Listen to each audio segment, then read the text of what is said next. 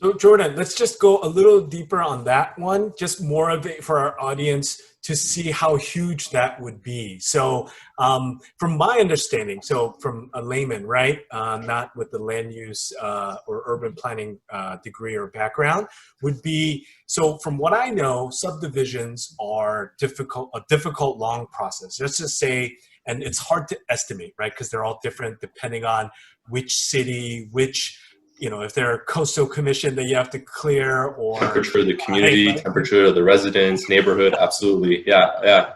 Hey, let's just political climate, absolutely. Let's put a placeholder and say it's a year to 15 months. So 12 to 15 months. Or 2 years, yeah. Or 2 years, yeah. Right.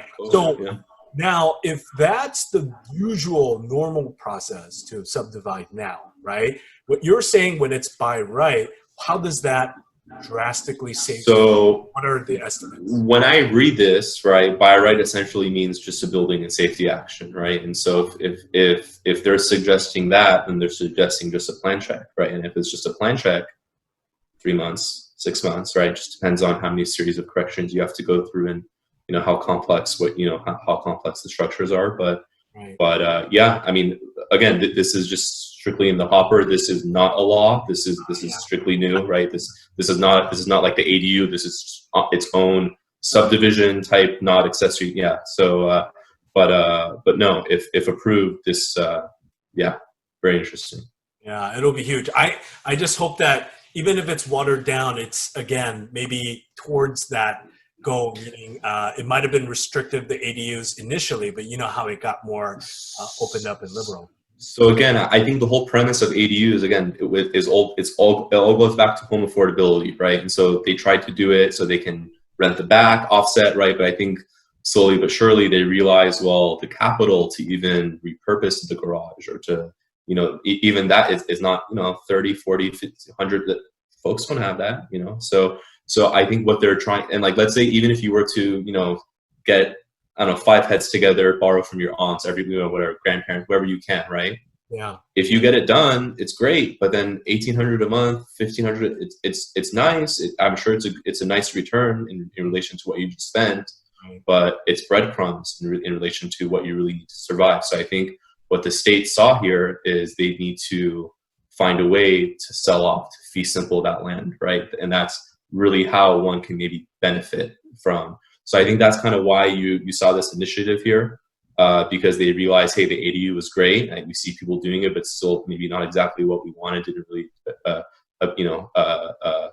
provide home relief as much as it should have. So I think they're trying to find other alternatives here. And so like the idea is like, okay, we understand you do the capital, you get a little bit of rent, but it's really in the long run or the short run, really nothing in it for you. So I think they want to now enable folks to do, maybe lot split off the ADU, who knows, right? So let's see what happens. Absolutely.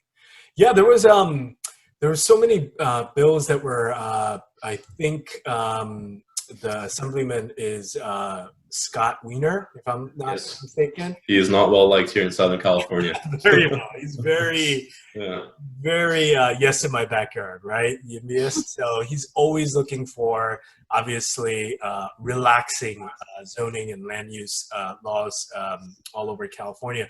I remember one of his bills were something about all R1s would be by right R4 or something. I thought it was duplexes. Yeah, I saw something like all R1s now become R2s by right. Just by right. Just by right. Like single family no longer becomes a zone in our zoning code. Yes, exactly. So I don't know. It seemed kind of forward thinking or maybe controversial when it was first proposed a few years back.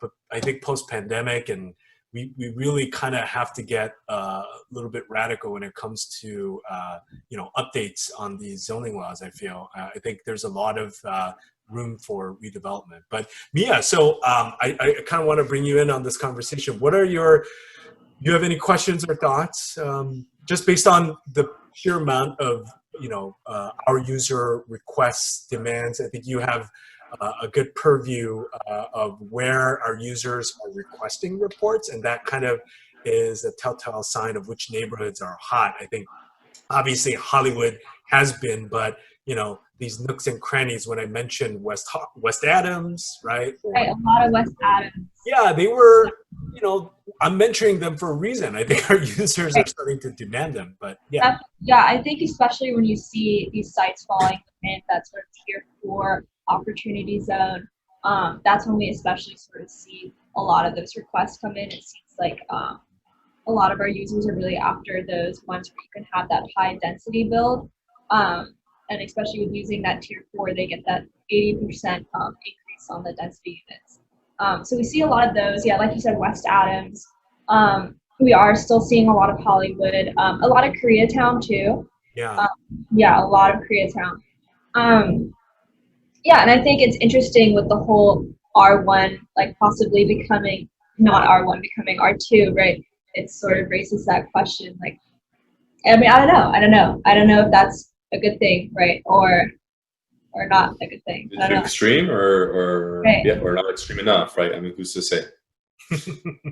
Absolutely. Yeah, I mean, just for the perspective of it seems so many layers to this problem, right? Or argument, right? It's a lot of gray area. I think when you just blanket a statement or be very general, right? And you said, well, increase zoning, all housing everywhere all the time. No, I think that's being extreme on that end, but then also not in my backyard.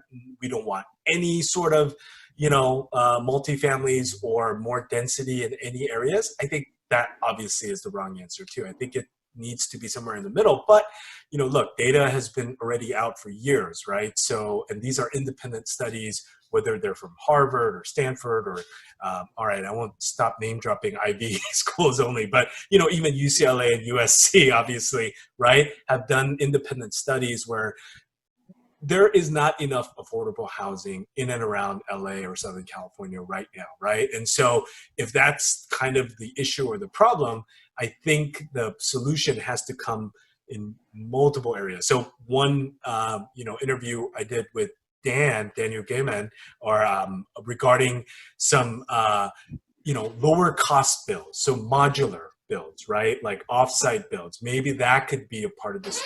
Yeah, I agree. Like, I think we should obviously look to lower the construction costs, right? Because if a developer wants to build affordable housing, the issues are always high construction costs, high labor, high land costs.